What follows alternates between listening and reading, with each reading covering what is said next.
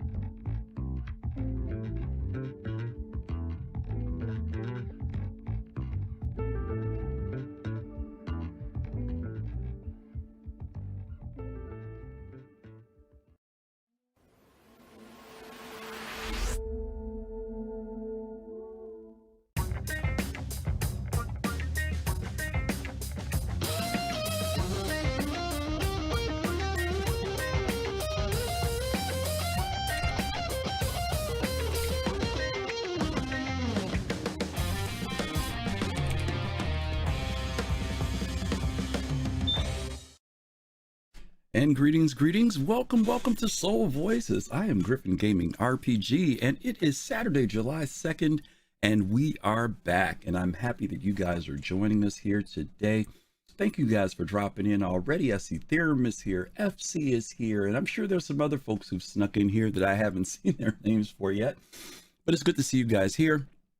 Hope you're having a great weekend. Those of you in the States, a great holiday weekend. We got some really cool topics to talk about today. You just got me by myself sitting in with you guys, but hopefully you guys will come in and join me and make this an exciting conversation. I see Pops and Fist out there. Welcome to you guys.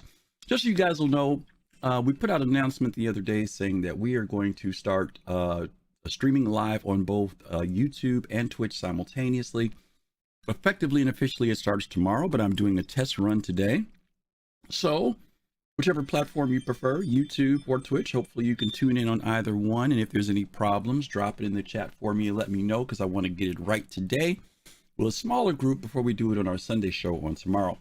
So hopefully you guys won't have any technical issues with me today, because I'm trying to do a lot here on the screen. Who's that came in? Jock Cop. Hey, welcome, Jock Cop. I don't know if I've seen your name before, but if I have, good to see you. Let's see, we've got Fedorka also here. That's great. Okay, listen, let's jump into it. As you guys know, on this show, this is our one-on-one where you get to come in and talk with me, share your thoughts with the community about different topics that are in the Star Citizen community. We pull our information from Spectrum, we pull it from Reddit, and we pull gaming industry information. So got some cool stuff that I think you guys are going to want to talk about. And as you guys know, we're right on the verge of 3.17.2, which has gone to PTU. We've got some news about things that are going to be happening in ISC yesterday, or on Thursday rather. And so I did pull some stuff from Spectrum that I think might be interesting for conversation. So let's jump into the very first topic that we have. Let's see. The very first, here, let's do the very first one that came up. This one came up, and it was by LolaViolet.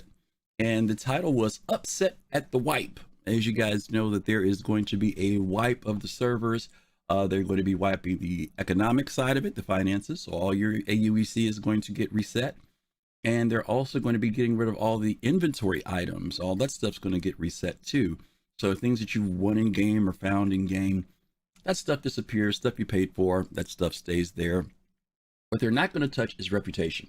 Reputation is going to remain in place. So if you've been working on those bounty hunter missions or basically getting in league with some great gang, that information is going to stay in place. So let me read what this person says. It may not be what you think, but let me read what she has to say about this. And then if you guys want to join in, don't forget there's a link at the bottom there in the screen. You guys can join in. If you're on Twitch, you can join in on our chat link.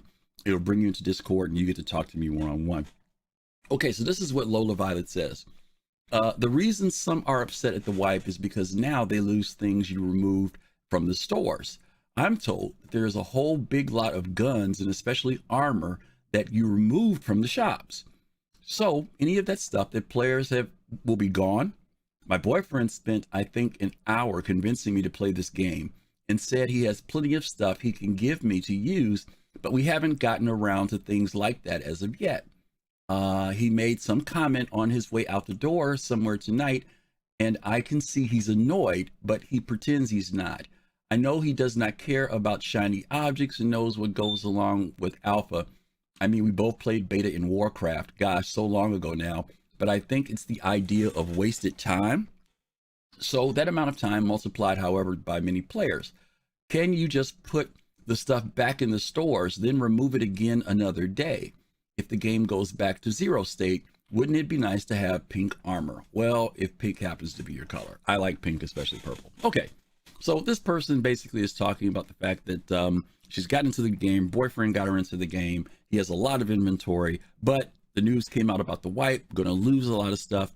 She also heard that at one point, many of these items that we find in loot boxes were at one time in stores. And as you guys know, there are a lot of items that you used to be able to go into the store and buy, and now you can only find them in loot boxes. And so that's kind of, you know, pushing us to do some looking around and not just buying everything we want. So I guess my thoughts on this has to do with, you know, maybe the question I'll ask you guys, and you guys can come and talk to me about it, is when people are upset at the wipe. This person mentions about the fact that maybe it's because of the time that's been invested in the game. And she says, if you multiply that by all the players, you know, how many hours that people put into this game, only to come in and find that everything has been wiped away. So before I share my thoughts on it, opening the floor up to you guys. You guys come on in, give me your thoughts. I've already got somebody waiting in the chat queue. Don't forget, you can click on the link. Come in, give me your thoughts about this being upset with the wipe. Are you upset with the wipe, or are you okay with the wipe, or are you happy about the wipe? Let's bring Pops in and see what he has to say about this. Pops in space, how are you this week? Hey, okay. How are you today? I'm doing good. You heard the question and the topic for today. What are your thoughts about this upset at the wipe? I don't blame her. I don't blame her because when I first came to the game, we had wipes all the time. And I used to get upset. I'm like, man, I worked to get this stuff. But once I got used to it and I got my mindset switched that they're going to happen, you know, that light bulb comes on and says, well, they're going to happen. So then you have to adjust yourself for it.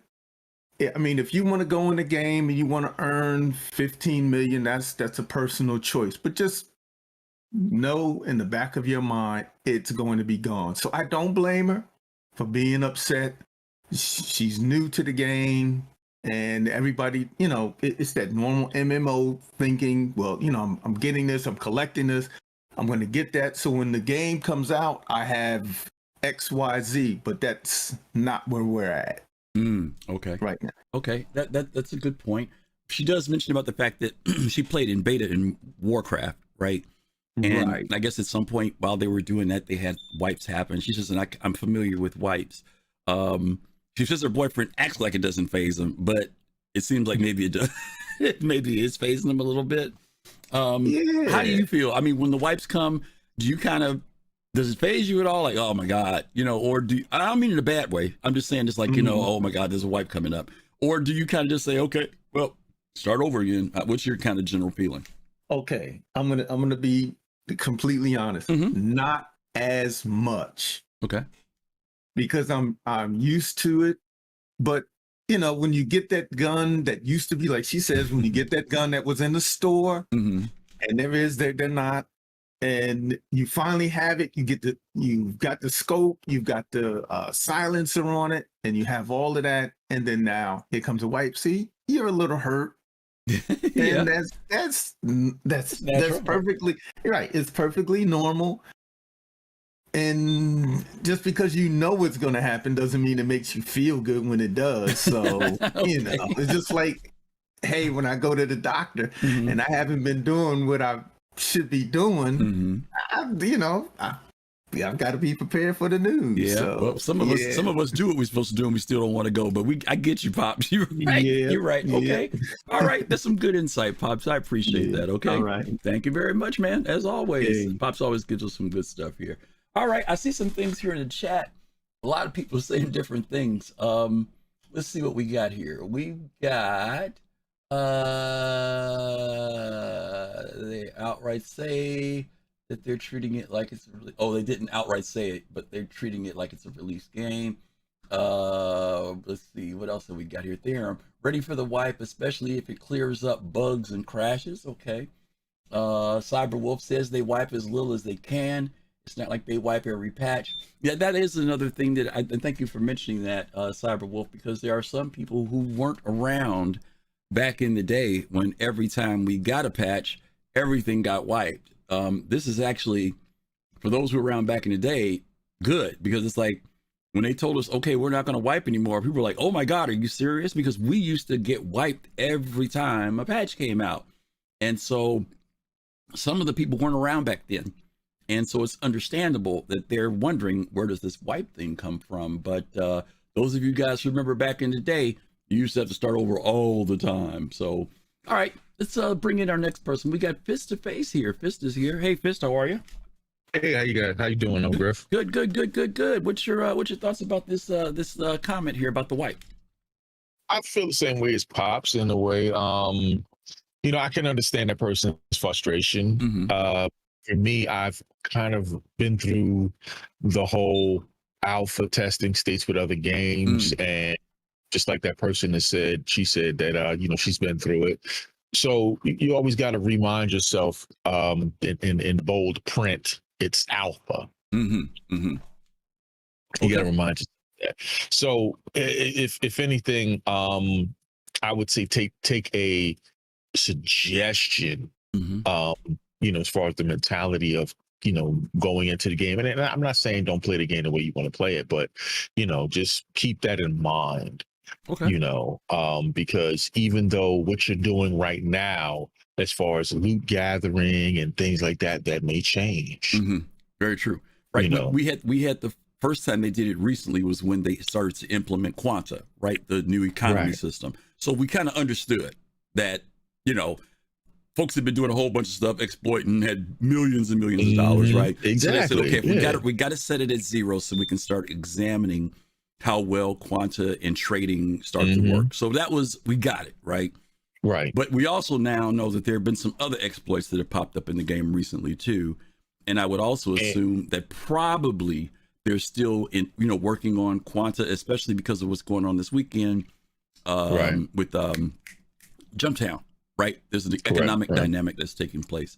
So like you said, you kind of have to mentally kind of tell yourself it's going to happen, maybe not frequently, but when it happens, you can't, you don't want to go to the bar and go get drunk afterward. You know what I mean? It's right. Yeah. I mean, it's at the end of the game, you got to remember it's a game, and you touch on a good point, and I'll keep it short. That these exploits come up, and I'll echo myself from what I said back on Thursday is that I want people go out there, go find them, go find them and use them all. So the way the CIG can know all of the exploits that there is within this game, so they could patch them up. Because one thing, as we know, when the economy really comes online into the game and in any game, when people do that, it ruins everything. Absolutely. Good point. It ruins everything. So, all right. Yep. Find those exploits and put a ticket in on them, y'all, so we can get rid of them so we can get the real game. All right, Fizz, thanks a lot, man. Appreciate you, as always. Thank you. Hey, I want to give a shout out to somebody I see in chat today. Y'all check out Certified Gumbo. They are a group of African-American content creators. They expand not only in the area of Star Citizen, but they talk about Marvel, comics, all types of cool stuff. I stumbled on them a few months back. You all check them out. Check out Certified Gumbo. They're on Twitch. I think they got some stuff on YouTube too. Good to see you. Yes, we still have to hook up because I still want you guys to come on and be guests on our show. But I'm happy to see that you guys decided to stop in today on a Saturday. So check out Certified Gumbo. Fast Card, if you can look them up for me and drop a link in chat, I would greatly appreciate it. Thank you. Okay. Yeah, that's it on that topic. It didn't take very long. We got in and out of that one real quick. My thoughts on the wipe, as I mentioned earlier, they don't bother me as much because we used to get them so frequently. So I figure when we get them, CIG has told us, and I think someone in chat said this earlier, CIG said they will try not to wipe. They will only wipe when they have to do it. And so just be aware that if they're doing it, it's not just because they're doing it for the heck of it. They're doing it because it's necessary. Look at it as an opportunity to refine what you did before, to do things even better than what you did before. Just always look at it that way, right? If Pop said, if you got that special rifle, that special gun, then, you know, look at it as, hey, I'm going to go out and get me another one, you know, or I know I'm going to go check and see if it's in the same place. I don't know. Find some way to challenge yourself so that you don't become frustrated. Get together with friends and say, okay, hey, y'all, it's time to reset the clock again. Because y'all know what it's like. Once y'all get so much money, y'all have so much money laying around, y'all know what to do with it anyway, right? So it's okay. It's okay to go out and get some more money, all right? Okay, let's go ahead and get ready to jump into our next topic, our next question. Let's see. I see Architect up in general. Architect, I'm not sure if you wanted to come into the chat. If you did, just drop it in the thing for me. But if not, no problem. You can stay there. I just want to make sure I don't ignore you because I see you popped into our general channel. Let's go ahead and jump into our next question, our next topic. This is from Spectrum as well. And this time the person, Virtual Voyager, I was going to say Vital Voyager, Virtual Voyager said, when is it too much? That's the topic here. When is it too much? So this is what they say. I have to enter a game that should be to relax, just to get annoyed with a glass so scratched or so fogged or whatever that shouldn't be, that I can barely see what I'm doing. How realistic must it get that real life isn't that messed up? You think it's playability? You think this enriches the game in any way? Okay, so you can make a glass look like that. Congrats. The problem is that I don't want to spend hours looking through a glass like that. And like me, for sure, many others. Stop the nonsense, please. Playability and gameplay should be much higher on your priority if these annoying glasses look like this. Okay, so some of you all know when you get into certain ships, when you're flying around, that there's ships that have wear, right? There's some that have glass, the scratches, you know, you look out, it's kind of blurry. And this person is saying, this is too much. When is it just too much? We get the idea of reality. Okay, yeah, you can make some scratched up glass. Well, how does this affect playability? I don't understand this. To me, this is a waste of energy. You guys should be coming up with something else other to do, because this is just nonsense. All right, that's what this person says. Stop the nonsense, please. Playability should be the priority, not these scratched windows and stuff. So yeah, I'm going to, I've already got a couple people in chat. Some of you all are already posting here your thoughts about this as well. Yeah, I'd love to hear what you guys have to say. Don't forget, come in and join us in the chat queue. Talk to us here. I'm going to bring Pops back. Pops beat fisted here, I think. So let's bring Pops back in. Okay, Pops, what are your thoughts about this scratched up glass, brother? Oh, They need to get some Windex. What's the deal? yeah, get a squeegee, sit out there in space and clean people's windows, earn some UEC. Yeah, that sounds pretty good. On the off ramp. Stand outside the ramp, at the station. You need your windows clean. Right at the gas station or something, you know. Okay. Yeah, there's a certain part of it that I do agree, but there is a part of it that is aggravating as hell. Mm-hmm. When the part that when you're flying out and it's cold and it fogs up, that I don't understand, because I'm like, we're supposed to be, what century was we supposed to be in? And you know, they don't have you know, defogger or anything. That shouldn't even, I don't think that should even be in the game, as far as, you know, your windshield fogging up, because that just doesn't make sense to me. But the scratches, I do understand the scratches though. Okay. The fog, I don't understand that. Okay. You know. Okay. At all. All right, fair enough. All right, so you say a little bit of weathering, but not too much weathering is what you're saying there. Okay. I don't, you know, I think, you know, by this time I would think, you know, there would be some kind of science that would just eliminate the fog, you know. Okay. Something like that. Yeah, I well, Pops, you know, that, see, we've had this conversation before, right? There shouldn't be no flip switches in the ship either, right? So, you know, we should be able to just talk to our ship, right? I mean, where do we draw the line in technology? And I agree with you. Don't get me wrong. I agree with you 100%. Right? There should be some. What's that stuff we used to spray on windows so it wouldn't fog up? Remember that stuff? Yeah, I get it. I get it. All right, let's give some more thoughts. I do have an answer for this, by the way, as to why it's there. So I know you'll be waiting to hear it. Okay, so I'm gonna bring Fist in now. Thanks, Pops. All right, let's see what Fist has got to say. Fist, you there? Hey, all right, I'm here. Good. What's going on? All right. So my opinion is a little different than Pop's. Mine is more like, hey, listen, I actually want it. Okay. And then why is this? And I'm gonna try to keep this story short.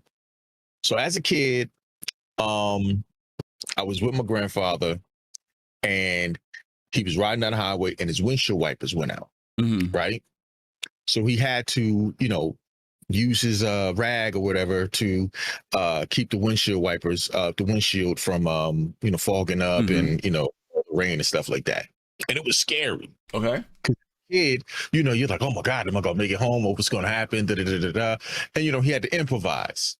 Now, imagine yourself coming into a planet, right?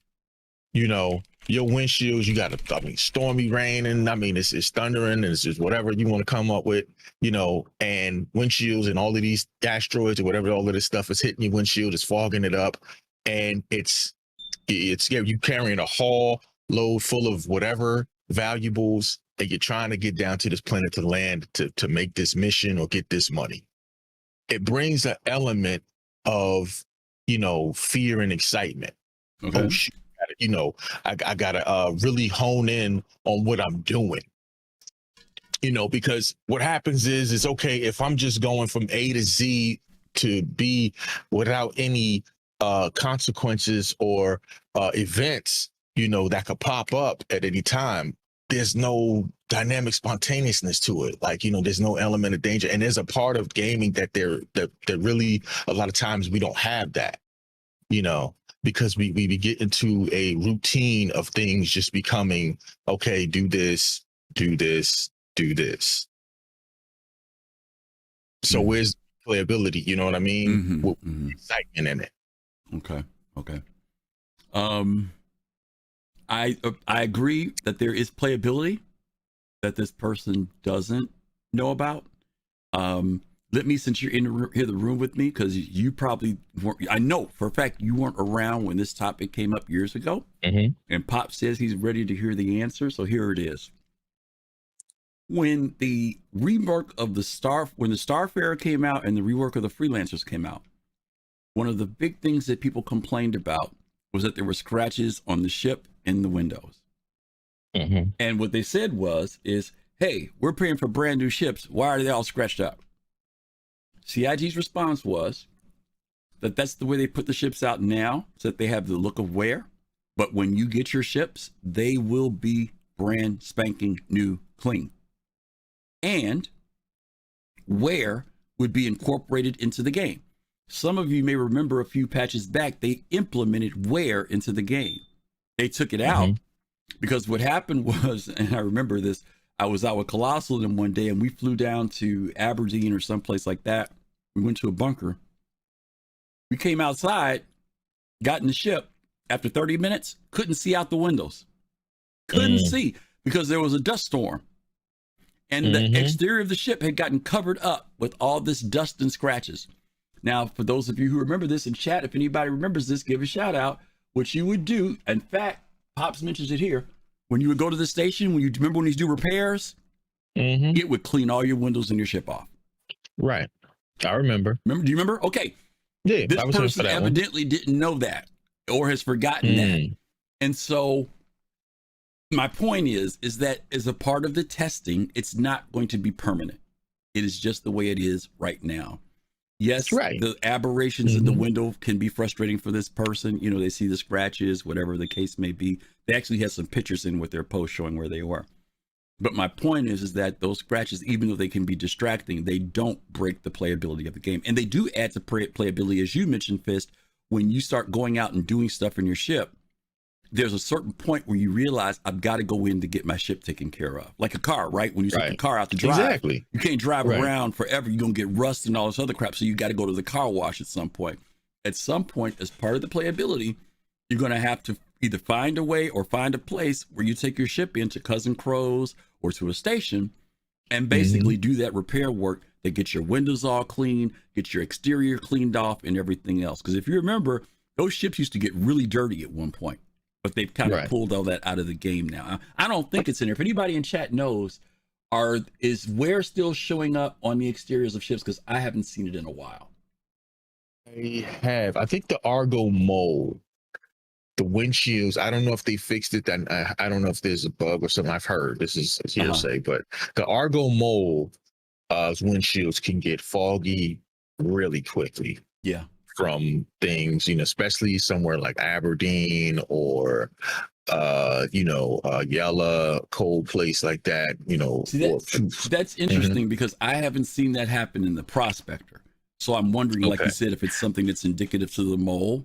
Because the Prospector, I go out in that all the time, all different temperatures, and I never have any fogging effect on the windows. I think it's more of it could be a bug maybe. Yeah, because remember with like with the MSR. That's what I'm saying. It might be indicative of something that happens with the mold, but doesn't happen with the Prospector because they're both mining ships. Right. So you might be absolutely right about that. Okay. All right. So that's the response to that. Thank you, Fist. Appreciate that, my brother, as always. All righty. So when is it too much? Is it too much to get scratches and dirt on your ship? Well, I like the scratches and the dirt. And yes, I think Shady Face says it's just going to be another money sink, something else for you to pay for. I'm really curious as to whether or not those prices are going to get stupid when it comes down to cleaning like a really big ship. Right now it's not that big of a deal because repair and stuff really just has to do when you have damage. But man, if your ship's been out a long time and you got like a Carrack and that thing's really dirty, I'm really curious to see whether or not the longer you stay out, the more it's going to cost you to get it all fixed up. But we'll see, right? We'll see in time, okay? All righty then. Let's move on to our next topic, which is, and make sure I get the right thing here. This one's from Reddit. I'm sure some of you all have some thoughts on this one. This is on the rules of conduct. Evidently, there were some updates to the rules of conduct, and some folks have been posting thoughts about what was said about whether this stuff makes sense, whether or not CIG can really enforce it. So I'm going to read some of this for you, and then I'm going to try to jump to the link. In fact, let me get it here on my screen so I can read the entire thing for you folks. That didn't work so good. Give me 1 second here. Rules of conduct, copy, link copy to clipboard, and there we go. All right, let me read this to you folks, because there's a lot here, and then I can get some feedback from you all. It says, this was 1 day ago, and it was posted by CIG. We'll put the link in for you guys here too. Let me drop that in. If you want to follow along, there's the link. It says, RSI may address unacceptable conduct by communicating public or private warnings, or by removal or suspension of access to any or all of the RSI services at RSI's discretion, including, but not limited to, game access, spectrum access, account access, or access to specific game or website features and permissions. Initial violations will in most cases result in a warning being issued. Severe infractions will result in immediate suspension of access. It is at RSI's discretion and the severity of the penalty enforced. Egregious offenses as determined by RSI, including but not limited to racism, bigotry, homophobia, extremely crude, vulgar, or sexually explicit language, doxing, national or ethnic hatred, or any other language deemed unfit for use in game, may result in immediate suspension of game access for a period determined by RSI. Repeated instances of prohibited behavior or excess minor violations will result in cumulative penalizations, resulting in the removal of game access, web access, the spectrum access for longer periods of time for each violation. I find it interesting, being an old dinosaur gamer, that, man, you got to worry about all this stuff now when you come play a video game. That's how I feel, guys. I know some people say, yeah, Griff, you're just being an old man. But I'm telling you, it's a shame that when you go into a gaming community with grown folks, that this is the stuff that you got to worry about. So they give us some examples of behavior and content. Use of language in game, in support tickets or spectrum posts that is harmful, abusive, racially or ethnically offensive, vulgar, sexually explicit, obscene, defamatory, infringing, invasive of personal privacy or public rights, or in a reasonable person's view, objectionable. That's one of their examples. Another example, handles or community monitors that are offensive, inflammatory, or otherwise inappropriate as determined by RSI. Another one, ship names that are offensive, inflammatory, or otherwise inappropriate as determined by RSI.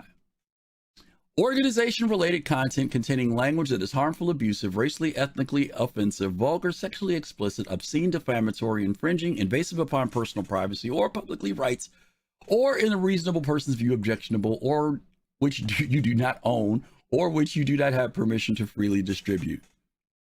Stream sniping, pad ramming, or utilizing bugs exploits to grief or continually harass others. The use of cheats, exploits, or game modifications to gain an unfair advantage over others. And then the last one here is the list of the above is merely an example, is not all inclusive. RSI will, at its discretion, issue warnings or penalties as needed for other behavior not specifically listed, but found to be in violation. Okay. Whew, a lot of stuff there. Yeah, I know you guys have been lighting that chat up. There's a lot there. So let's see. Don't forget, you can click on the link to come in and give us your thoughts. I know you're typing it in chat, but this show is about you coming in and talking to everybody and getting your thoughts about this. So yeah, let's bring Pops back in. Pops is back in line first. And Pops, you there? Hey, yes. Okie dokie. I know there was a lot there. What you got some thoughts on? Oh wow, my head is spinning on this subject. It is deep. We could go on for hours just on this. Okay. And you're absolutely right. I'm in my 60s. And it personally, you're right. We're supposed to be adults. But I'm going to say this to the adult part. Most of this is started by the adults, because I used to think that it was kids doing it when I first came on the internet and first started playing games. And then I realized it's the adults. I'm like, you got to be kidding me. And we've had conversations on the griefing end, and some people just want to come in and cause and ruin people's day. And I think that, I'm not going to call any,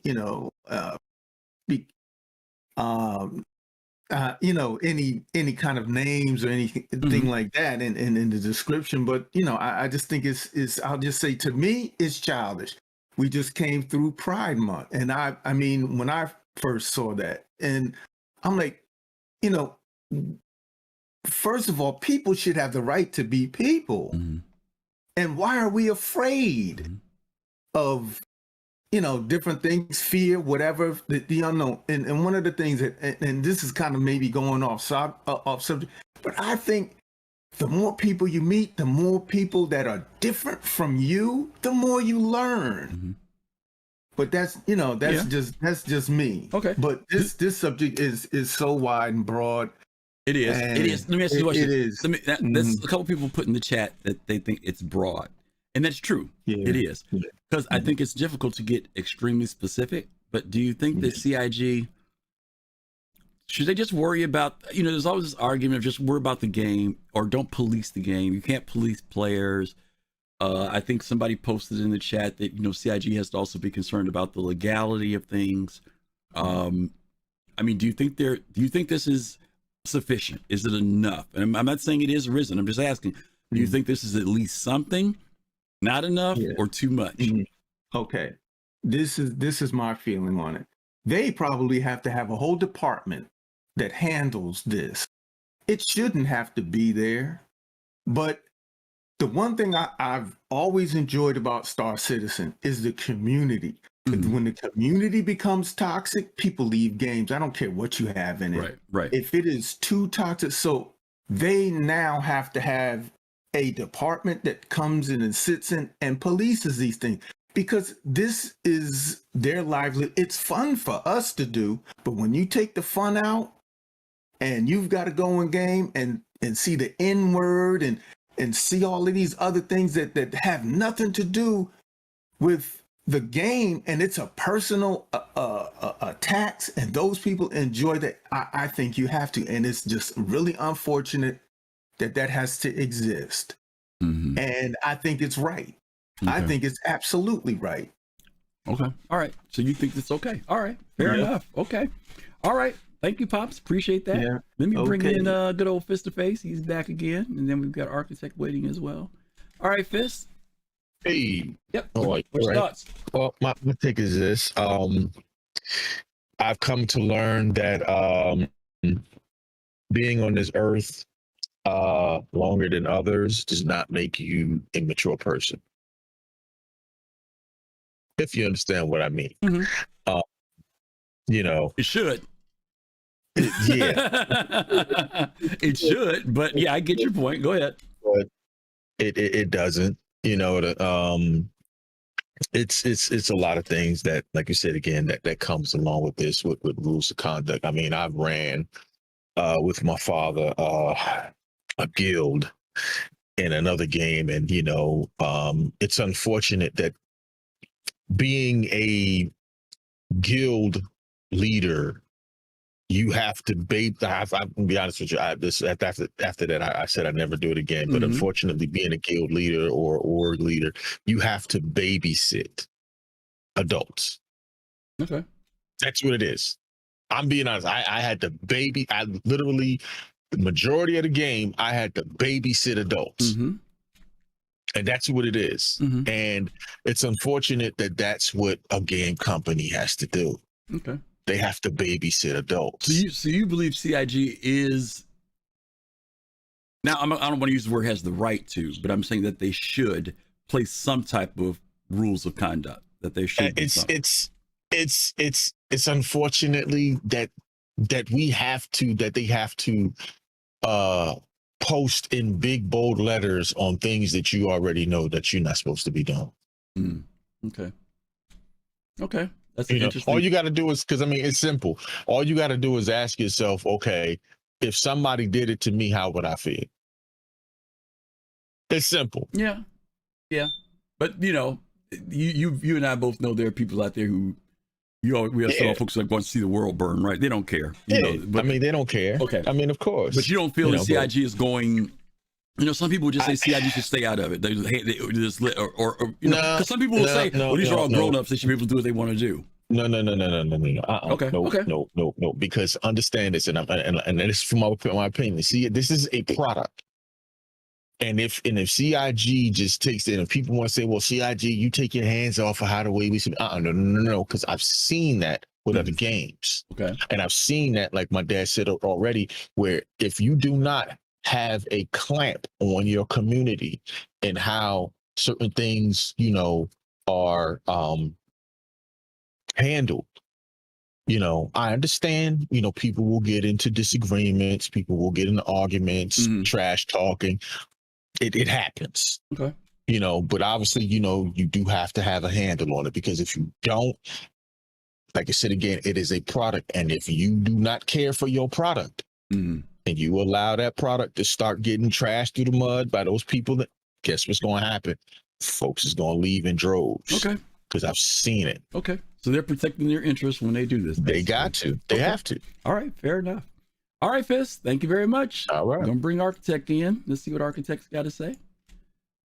Architect, you there? Yeah, Griff, what's up, man? Hey, how are you? Doing good. Good. What you got, man? Some thoughts on this? So, I mean, anywhere, like everywhere, as far as I can tell, on the planet Earth, there are certain types of rules and expectations. So, I mean, being in a video game, you know, environment, I don't think would be any different. Saying you have to have some sort of, you know, barrier that says do not cross this line. And we were told once upon a time, many a moon ago, from RSI CIG, that Spectrum was going to be integrated into the game at some point. Been very, very silent on for the past I don't know, 2, maybe 3 years. Haven't really spoke much about it, but it seems like I keep bringing it up every once in a while on Spectrum. I'll get on like, hey guys, what's going on? How's information coming? And obviously there's no retort to that. Right. But I think once that gets more involved into the game, you see more moderators in the game. I think it'll be a lot less of a problem. Of course, like I've seen some people in the chat here talking about when reclamation comes in, you get your little laser beams and you're taking the hide off the ships. You're going to see a lot of interesting symbols and words and stuff. And I'm thinking that they will have some sort of database that shows who was where, what they done, things of that, degree. Yeah. So it'll be easy to track down and put some ban type of, behavior into effect. So, they could get banned from the game 30 days, year, lifetime, whatever. Can I ask you a question? Because you mentioned a real good point. And I agree. I think that they are going to have to, obviously, they're going to have to have some level of accountability that justifies when they give someone any type of ban, right, or suspension, right, whether it's 1 day, 1 month, or whatever. Do you think there'll be legality issues if I'm the guy who has spent $9,000 on ships and you talking about banning me? Do you think that will be an issue, or will it be, hey, here are the rules, they're clearly written out, you violated, I don't care if you spent $50,000 on the game, you're out of here? Will there be some issue where somebody tries to legally come back at CIG and sue them? And do you think it'll stand up, or you think they will say, nah, buddy, you broke the rules, it was written, regardless how much money you spent, CIG has the right to boot you out of there? What do you think? I mean, that TOS, that does go a long way. I mean, I'm sorry, you put money into a wish somebody else dreamed of. I mean, I've thought of this game, for instance. I thought of this game a long time ago. I was in school. I just told my friend, hey, man, how cool it'd be to fly a ship from planet A to planet B and go all the way there like we do now without loading screens. And he's like, that's a dream. But, I mean, you're putting your money out there. So, I mean, they're not forcing their hand to put your money out there. So if you go around slurring people and, being a biggest and all this other stuff, I mean, you signed the TOS when you said, I agree. So yeah.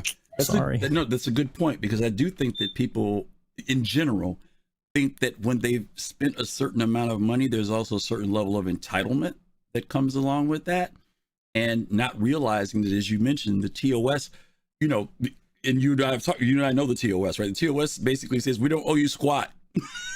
Right, I mean, that's basically what it says, right? That's it, right? It's like, understand you've given us this money. We don't owe you anything. And by the way, stuff could change on the way. That's basically what it says. But I do think that there will be people who will think that because it'll never happen to me. You know what I mean? Because I've put so much money into this game, there's no way they're going to, kick me out of here. I think they might have a rude awakening, maybe. Yeah, I mean, they more or less have a thank you. Here's a perk for your contribution. This does no by any means mean that you can go around and do whatever you want. Yeah, I mean, there's a fine line there. I don't know whether people will not want to see it or realize it, but that's it. I mean, you don't get any special privilege. Yeah. Okay, that's good stuff. Architect, man, thanks. Be sure to come back and visit again, man. It's good hearing you. Okay. All right, man. You too. All righty.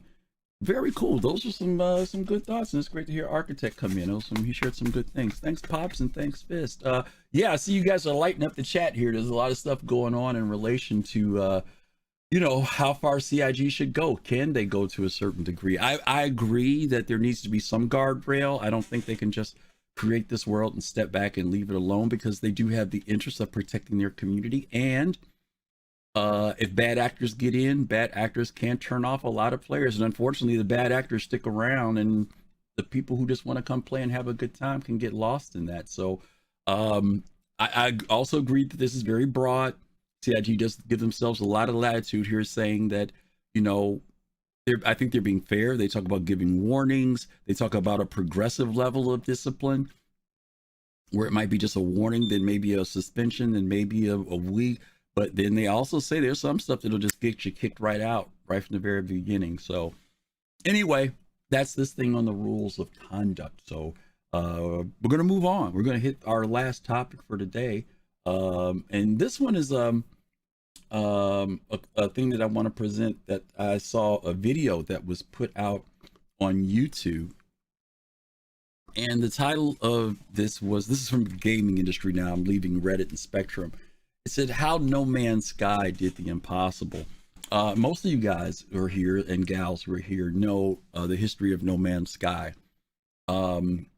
First announced publicly, I think, at E3 in 2013. It releases in 2016 with a lot of anticipation, a lot of excitement, but also a tremendous amount of disappointment. A lot of people were not happy when this game came out. It went viral. It went volatile.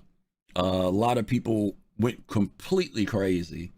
Hello Games was ridiculed, talked about. There were death threats placed on Sean Murray, the CEO of the company. He disappeared off the map for a while. Obviously, I would think to protect himself to a certain degree.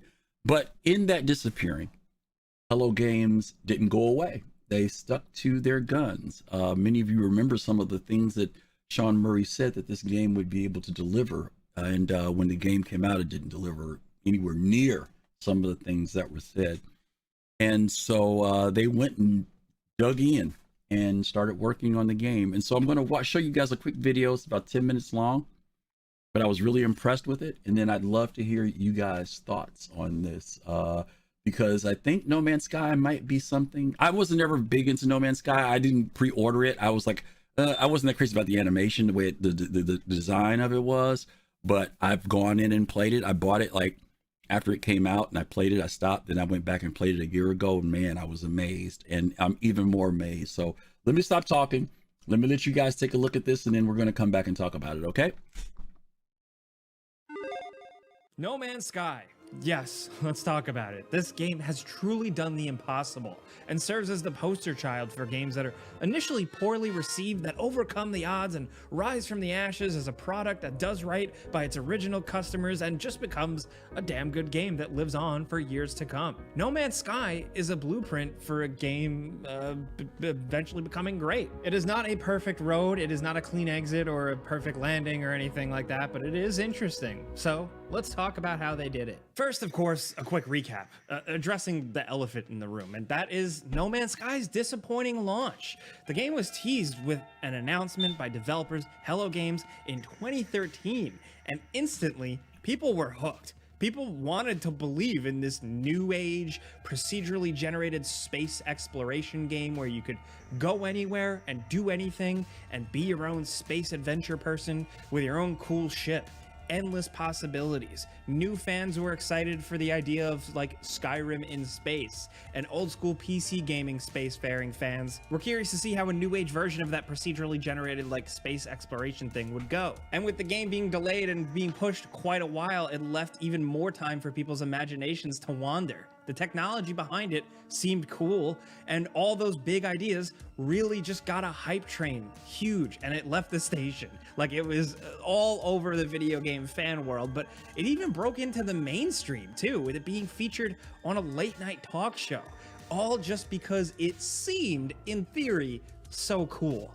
Well, No Man's Sky officially released August 2016, and me personally, I was lukewarm on it. I thought it was kind of repetitive, unfinished, and was kind of unsatisfying. Still, some of the systems worked well and it had a lot of potential. And some of the presentation and creative and graphical stuff was kind of there. My biggest problem was that the game felt like it had no life and felt ultimately kind of meaningless. This is where the problem lies. From the trailer and everything people had seen of the game, people put a lot of high expectations towards it, like we said. And like, it was really the game itself, its marketing, its hype, I don't know, but writing a bunch of checks that the actual game they developed could not cash. The whole endless exploration concept just felt really dull and did not generate any of that wonder. Aliens were basically non-existent. Encountering other players wasn't really a thing. And the loot and the ship stuff was super basic and limiting.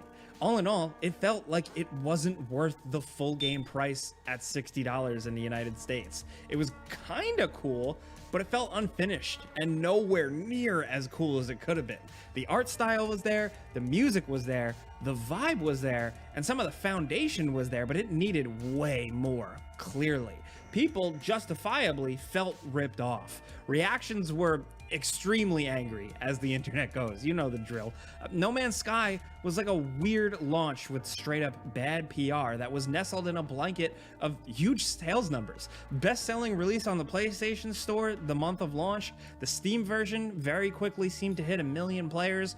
A lot of people bought it, but a lot of people weren't super happy with it. Here's where things get interesting though. Hello Games didn't just like take the money and run, at least, you know, seemingly to most of us. Developers or corporations don't always stick around to provide customer support or fix things that you purchased. And that's what makes No Man's Sky's whole story interesting. It's that they didn't abandon it. While some people will forever consider these developers liars or con artists, okay, sure, but they slowly, through a long period of time, took all that money and dumped it right into more development, fleshing out the game and ultimately satisfying way more people. Now, games, especially a traditional release like this, just should not ever release like this. You cannot offer a product and then just figure it out later. But at the very least, Hello Games did the right thing here. If you spent $60 and didn't ask for a refund and just held on to the game, whether you were burned or not, by now, if you pop that thing back in or re-download it, you got a game that is well worth the price. It's a really long road. It took a long road to get there, and one where the developers would often go silent for months on end only to pop up with a cool new feature or two. Let's break it down. So first, it started with Foundation. This was the first content the game received. It was 2 more game modes, creative and survival. It made base building a thing. You could have a home planet and claim abandoned bases and then build off of them. You had the ability to purchase freighters, which you could summon anywhere in the galaxy, even though that was kind of early. And it just had new resources and new technology and farming. Then there was the Pathfinder update, which is where the game started to get updated visually. You could also share your bases online for other players to discover. You could own multiple ships and store them in your freighter. There was also a new class of ships, new vehicles that could be used on the surface of planets, new merchants and currency, more life, more base building options, quality of life stuff, and multi-tool classes and specialization and weapon modes. Then with one of the big ones, Atlas Rises, they added on actual real narrative that worked way more like a traditional quest. There was 30 hours or so of content. There was new worlds, more stuff you could find, a new AI, the in-game economy was expanded, more visual improvements, terrain manipulation, and an improvement of space combat. You could actually fly low and cruise above the terrain. This all really led to No Man's Sky Next. This is the real first big boy. This is 1.5. This had actual real multiplayer where you could play with your friends and actually see them. It had weekly content and community events, a third-person camera, a whole third-person view mode, more customization, way bigger base building. The freighter mechanics were bigger. Crafting was overhauled. The UI was overhauled. The graphics were beefed up once again, and more marketplaces were added. Now, smaller updates like Abyss and Visions added small gameplay stuff, but it wasn't really until Beyond where stuff got big again. Beyond was 2.0. This gave you VR support.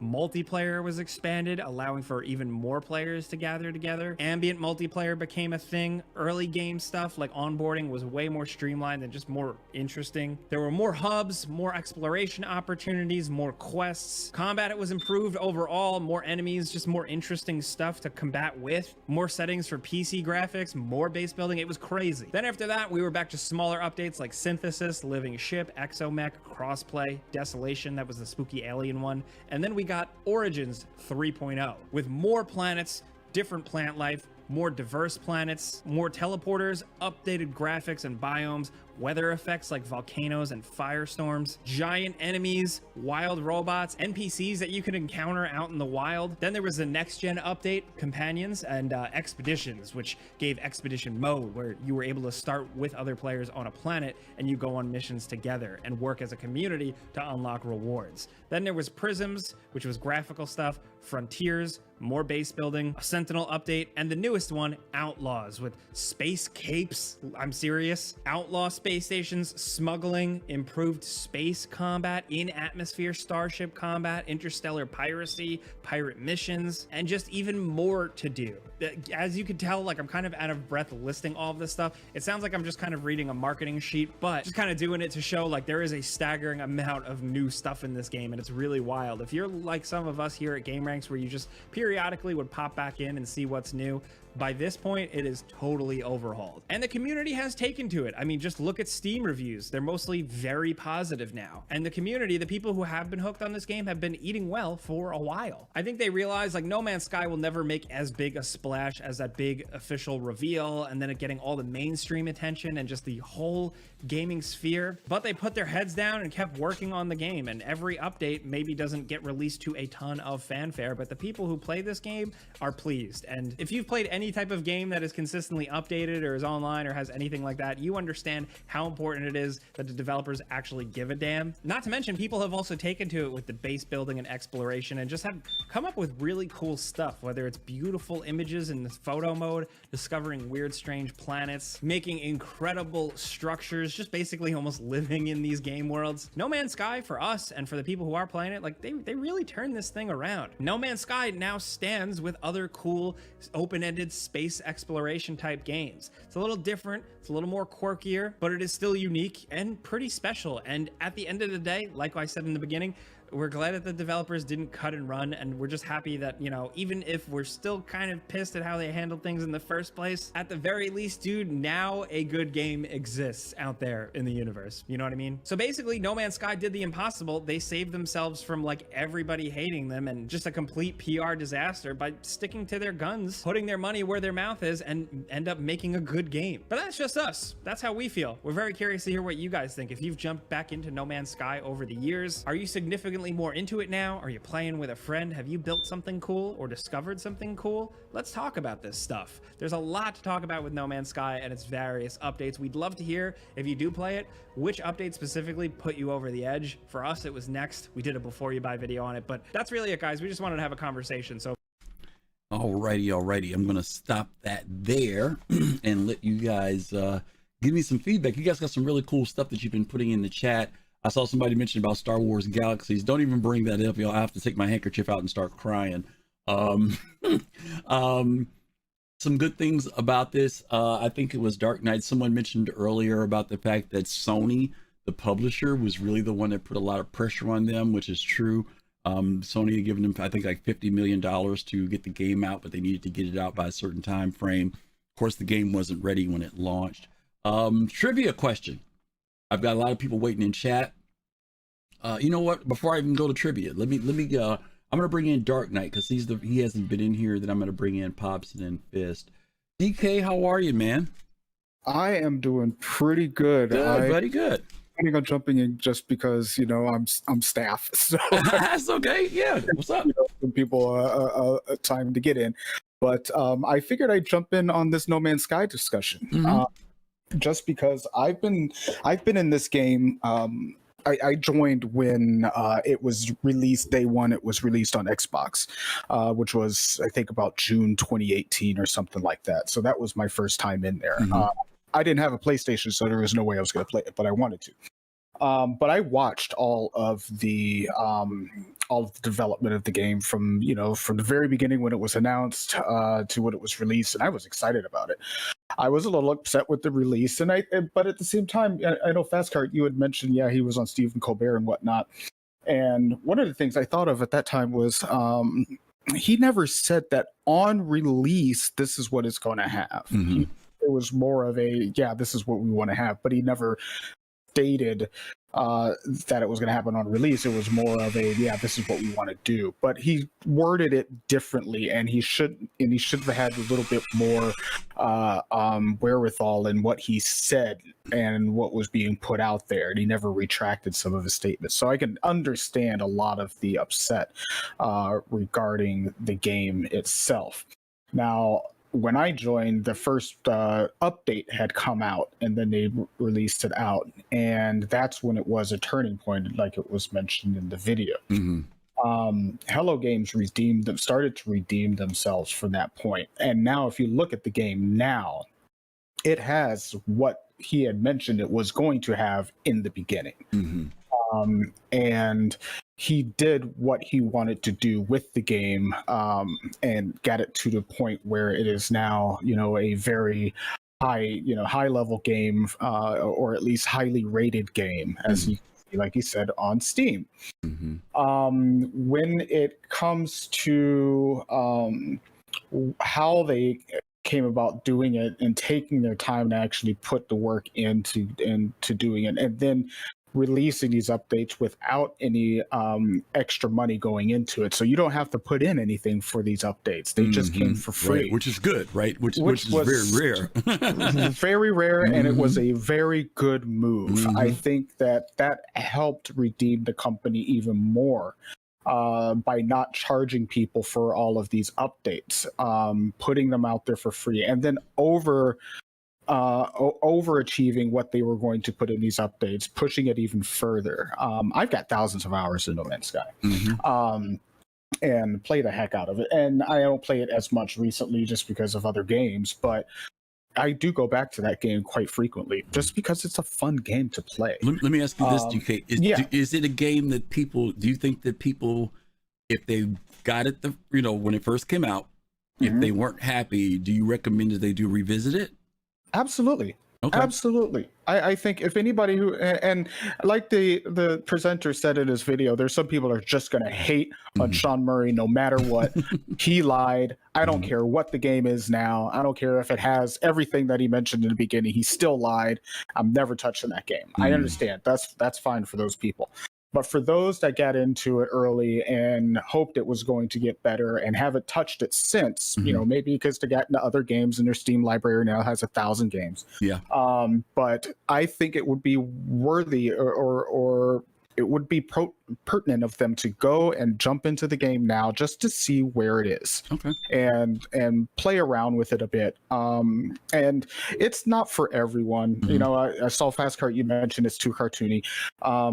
I can get that. This game was built in the design style of 60s and 70s sci-fi. So if you look at the old books and the covers from those old books, that was the style that was intended for this. So I get it. But it has something to offer for those that are looking for something different in a space game. Especially the building aspect, right? Because that is the survival building is a big thing for this game. That's a big thing. And actually, I saw someone mentioned, I think it was Ron Zalento over on YouTube, and mentioned about cheating and things like that. And my first thought was, I don't know if there's really a cheating in a game with the creative mode, and the ability to go to other people's bases and make use of their resources and things like that. I get it, that some people do that, but it's the game is built to participate or kind of communicate with each other. It's not multiplayer, but it is community. It's 4-player co-op still, right? It's 4-player co-op, and you do have the ability to go visit other people's places and gather resources, share things. It's just a community of people doing things and sharing it amongst each other, kind of like what Minecraft was. In many different ways. But I just wanted to kind of jump in and just kind of talk about, just kind of give my experience with the game and how much I've enjoyed it from the beginning, and what I've seen since my start in 2018 and from the entrance of the game in 2016. And just kind of real quick, touch on like what you said. Sony really pushed them to release the game at the state it was without Hello Games having any say in the way that it was going. You give the money, you gotta go with whoever puts that money up at that point. Right. And that's the problem with publishers, is that you don't have a choice. They're going to tell you to do something, especially Sony, like a big company like Sony. They're going to tell you to do something. They gave them a leeway of a delay for about a month and a half. They said, okay, you get one. But then that's it. And all they could do was just clean up what they had and force to release it. I think if they wanted to take another year to work on the game, they probably would have if they had the ability to do so. But they were under the gun of Sony. Sony said, that's it. Release it. I don't care what state it's in. And they did. And unfortunately, it bit them in the butt when they did it. But I'm glad that they change. Yeah, go ahead. No, I was gonna say we've seen this happen. And thanks for sharing the background and history on that. We've seen this happen before, where it's not a deal with the devil, but it is a deal that puts you in a precarious spot, because whether it's Microsoft, whether it's Sony, if they're marketing with counting on the Christmas season sale or the release of a new console, then that puts pressure. And if they've done millions of dollars of advertising saying, buy the new PS7 and you get No Man's Sky, No Man's Sky's got to come out. You know what I mean? If it ain't ready.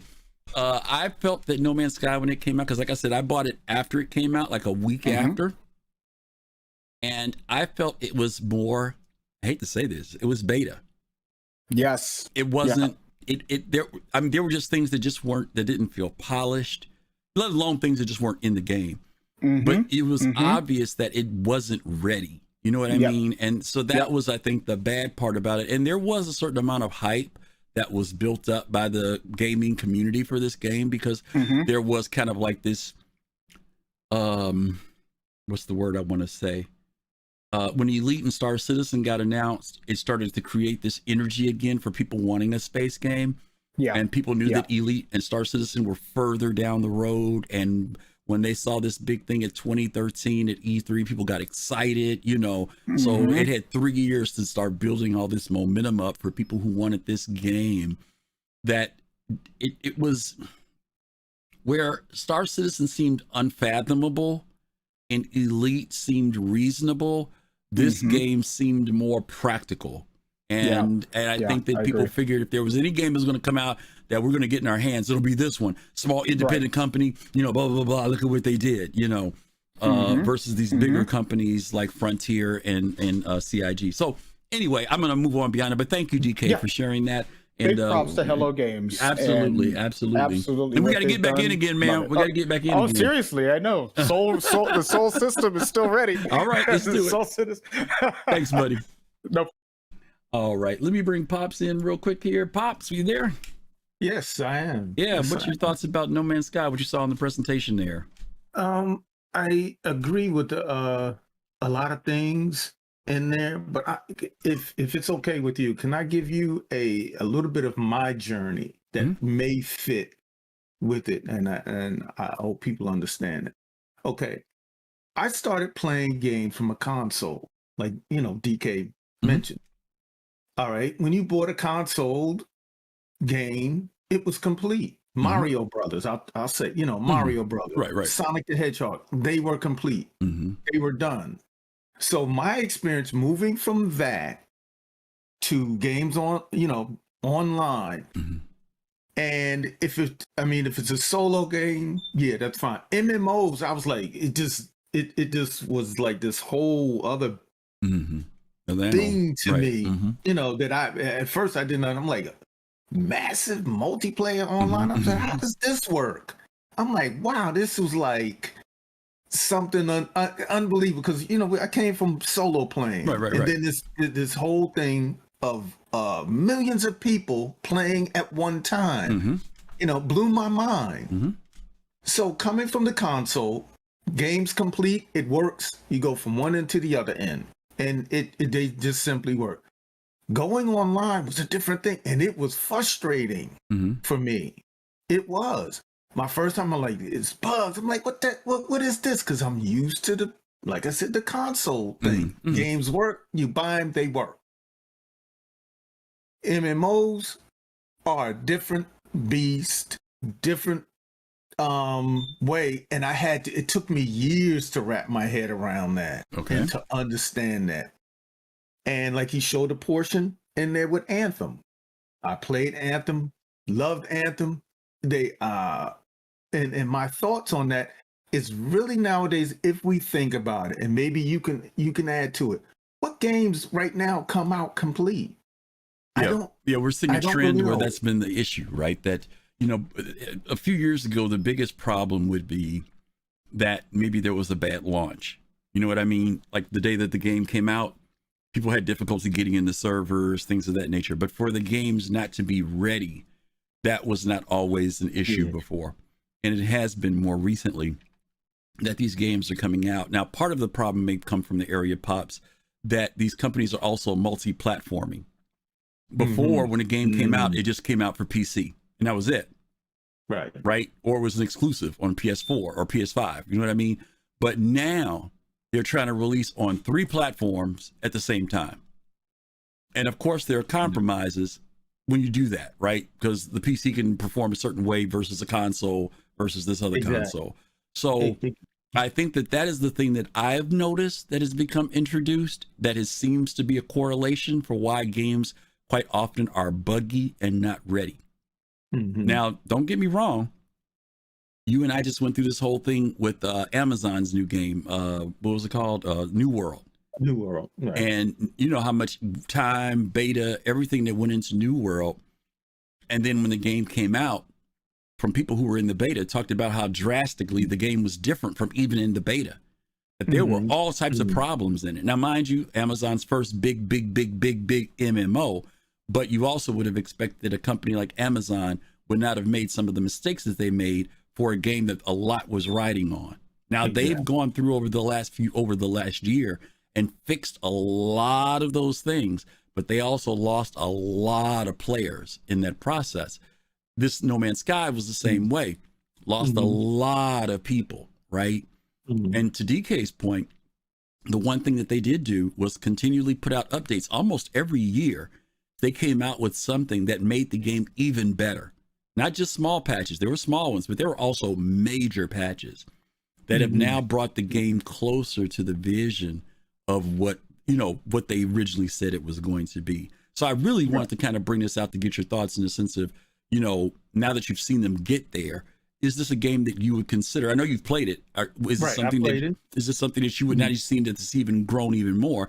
Does it interest you more? Or you kind of, I'm past this now. What is your head with that? Well, my thoughts on the game right now. I played it. I played it with with people that that we know, and it really what I see what I dislike about it. It's repetitive. Okay. In the game, it's not the style of the game that's so much. The style's not really my thing, but that's okay. It's different. It's the repetitiveness that when you go to a planet, you go pick up maybe fight a few things, pick up, I'll say gold. You pick up this gold bar, you go back to deliver it to point B, then point B, man, sends you to point C to bring gold and silver there. That to me, I've done enough questing like that. Okay. That to me is old. So to me, I wish that was different in the game. If they change that, which I don't know if they can at this point in time, but if that changed, I would jump back in. Okay. And I will say that they've added some new things that I think maybe we all will take a chance and go one day and see. Because I think that they have taken it to another level now. Because I agree with you, that kind of looping thing after a while is kind of like, okay, I can only build so many places, I can only do so much stuff. But I think that it might be worth a revisit. So let's see if we can do that. Because I would love to check it out again and see. And if not, hey, we gave it a shot. How's that? Right, because you go in, and my thing is, if we go in, we bump around, we act like fools, and have a great time. See how it goes. And I will continue to go back in. Okay, because to me that's really more of what it's really all about. Sounds good. With that, sounds good. Okay, Pops, thank you much, man. All right, thank you. All right, we got our last one coming in here. It's going to be Fist to Face. Fist, you there? Hey, yep. What do you think about this? The progress from what it used to be to what it is now? I think I can't really say from what it used to be, because I wasn't there. I didn't get into the game. Hello Games. Well, I mean, you saw the video though, so you saw what they talked about the problems were. I definitely see, and my thing is on that is this. I'm kind of tired of the redemption song on games. Where, like you said, there's a lot of things that go on the backside of it from companies, like you said, with Sony having their hands in and say, look, got to push this thing out. And then like you said, Pops talked about your conversation about, these games coming out with the norm. It's where it's like games are not ready now, incomplete. It's becoming normal, and that's not cool. For me, I'm kind of tired of the redemption song. Like I'm right now playing a game called Godfall. It's a great game, good combat, stuff like that. But a simple thing like, I've done the quest for X amount of time, and I crash or get DC'd, and I can't rejoin a session. Like, how is that not an option in there? Like in today's game, and if you're playing a multiplayer game, that's automatic. It's kind of like a no-brainer. But my thing is that I'm glad to see Hello Games has come back and has done things with the game and made the game better. As far as me going back in and playing it, I would play it with you guys because it's a game for me where it's like it's fun with people. Right. But if I was to play it by myself, no. Yeah, I agree. Cooperative is definitely a much more greater experience in this game. I agree. Right. So okay, that's fine. I'm gonna tell. One thing I would like to. Sorry. Go ahead. No, go ahead. I was just wanting to push back on Pop saying, from the days of Mario, I have to disagree because Mario did not work all the time. Because remember, you have to get that cartridge and your lips look like Dizzy Gillespie blowing on it 30 minutes out of your day just to get it to work. Yeah, that's not the development problem. I know. I'm just saying, that's a display. I'm gonna throw a trivia question at you, and I'm going to wrap this up. When do you think they started working on this game? If you had to take a guess, okay. When do you think they started? When do you think they started working on No Man's Sky? Oh, when? Yeah, came out in 2016. 2016. When do I think they started? Wow, I probably have to say maybe I think they did about 8 years, right? I don't know. I'm asking you. I'm just curious. I'm thinking 8 years. So you're saying you think they started working on it in 2008? I would probably say. Now, Fist. Wait, now I'm gonna leave you a moment to think about that. It's 2022. You said you think it took them that long from 2008 to 2022? No, I mean, you see how long did they do? I'm sorry, maybe I misunderstand the question. Yeah, I'm asking when do you think they started working on the game? Not how long did they work on it? When do you think they started working on it? When do I think they started working on it? Yes. It came out in 2016. 2016, right. So that's what I'm saying. I'm thinking maybe, do your math now. Y'all hear what I'm asking them, right? Because he's saying that this game is taking 18 years to make, basically. Well, if it came out, I mean, I'm trying to think of when they started it. Right? When did they start? All right. Fist ain't counting his math here. Let's see. Gladstone says they started development. The engine was in development for 10 years. Yeah, that's what I'm thinking, like 8 years, because they released it in 2016. So I'm thinking 8 years from when they started. You know what I mean? So you said 2008. You said 2008. Right. So I'm saying 2008. And this is 2022. Right. Oh my God! Y'all don't think it's gonna take that long to make a game? No, really? I mean I'm talking about. But Gladstone says 10 years. You said 8 years. He said 10 years. Yeah, I'm thinking from when they started. What year? Tell me the year. Let's say to 2008. I'm gonna go with that. That's my answer. And you understand it's 2022. So you saying it took 14 years for this game to get made. That's ambitious. Wow. Okay. Pops said 2004. He got you beat, Pops. No. They started development in 2011. Okay. What year is it again? It's 2023. With 2022. I'm sorry. Which means it's been in development how many years? Wow. Okay, man, you put me on the spot. My math.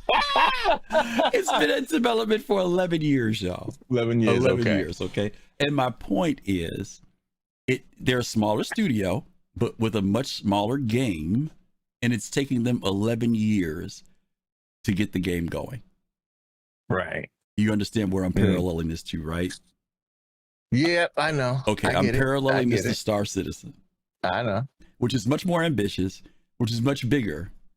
Yet and still, when given time, they were able to deliver. That's my point. And I guess I'm saying that because a lot of times people think that because so much time goes by, the developer is not going to do it. You and I both know, Fist, that there have been plenty of companies that have put out games and didn't deliver, and they ran with the money, right? They left. Right. They left the game in whatever state it was in, buggy, whatever the case may be. But Hello Games stuck to their guns, regardless of what people said. They stuck to what they wanted to do, and they developed a game that is now finally 11 years later delivering the vision that we were originally told. And I'm saying that because when it comes to Star Citizen, you have a very similar scenario. Given them the time and the resources, if they stick to their guns, hopefully they will deliver. And I'm just saying that because Star Citizen announcement was in 2012, a year later. Right. You see what I'm saying? So I'm only mentioning that because of the parallels here, that a game can deliver if you give them time, regardless of the publisher. What they're doing is outside of Sony. Hello Games has decided we are going to do our game. You know what I'm saying? And they've done that, which is great. Okay, which is really cool. And hats off to them. I'm just I said again, I'm just kind of tired of the redemption song, and I hope Star Citizen. The redemption song is not on Hello Games. You mentioned this earlier. Right. It's the problems that we deal with the publishers.